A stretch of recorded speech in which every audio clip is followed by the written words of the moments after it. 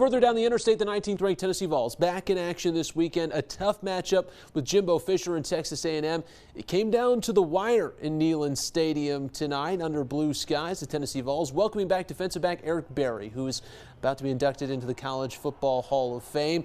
The orange and white, they checkered out Neyland this evening. The Fighter Jets flying above. The Vols taking the field, trying to hand the Aggies their 11th straight loss on the road against a ranked team, although they would strike first with the visitors. Quarterback Max Johnson rushing into the end zone from 2 yards out, rolling all kinds of ways until he gets there. It's 7-0. Then just before the end of the first quarter, the Vols would get on the board. Joe Milton finds tight end Jacob Warren. It's Warren's only catch, but it's into the end zone for 7 yards and a touchdown. This game all knotted at 7 at the end of 1. Second quarter, the Aggies have a 10-7 lead. The Vols attempting to tie this game up on a 51-yard boot. It's going to go just wide right, no good. So this game stays tied 10-7 at the break. Third quarter, it turned into the D. Williams show. But a 49-yard punt by Charles Campbell, downed by Williams, who gets on his horse and just makes it in time to get it before the goal line. Then, after this great defensive stand, guess what? It's Williams. He catches it at the 39-yard line, makes a few great moves, and a scamper into the end zone for his first touchdown of the year. The Vols grab a 14-10 lead. Neyland was electric. They'd hold on and seal it with a pick late to win 20-13. News Channel 11 Sports Director Kenny Hawkins wraps this one up. Thanks a lot, Nick. The Tennessee Volunteers really kept themselves in the game behind their defense and their special teams. The offense, led by Joe Milton, missed out on many opportunities. He only had 100 yards in the air, but they had too many turnovers, too many drop passes, and too many penalties.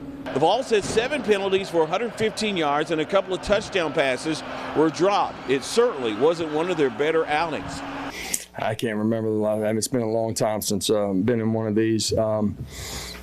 And I'm good with it. I like coming out on the right side of it. So, obviously offensively want to be more efficient when we can be. The Vols defense had their share of big plays while holding the Aggies, rushing to only 54 yards and picking off quarterback Max Johnson twice in the game. To be honest with you guys, we don't even really look at who's going to get done. It's more of a if the end goal gets accomplished for us. So regardless of the day they're having, we're going to go out there and try to have our best day as a defense. So I'm just happy we can get the win.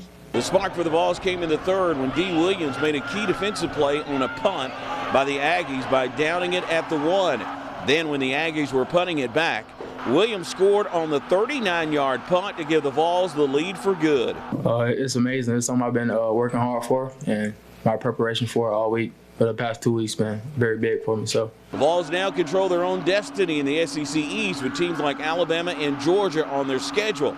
But a win like this gives them a ton of confidence. Eric Berry is recognized for going into the Hall of Fame that we have the type of defensive performance that we did. Honoring one of the best that's ever come through here and really one of the best that's ever played the game. The next time Tennessee will be at home will be November the 18th, where they take on Georgia, the last team to beat them here at Neyland Stadium. Reporting from Knoxville, Kenny Hawkins, News Channel 11 Sports. Nick?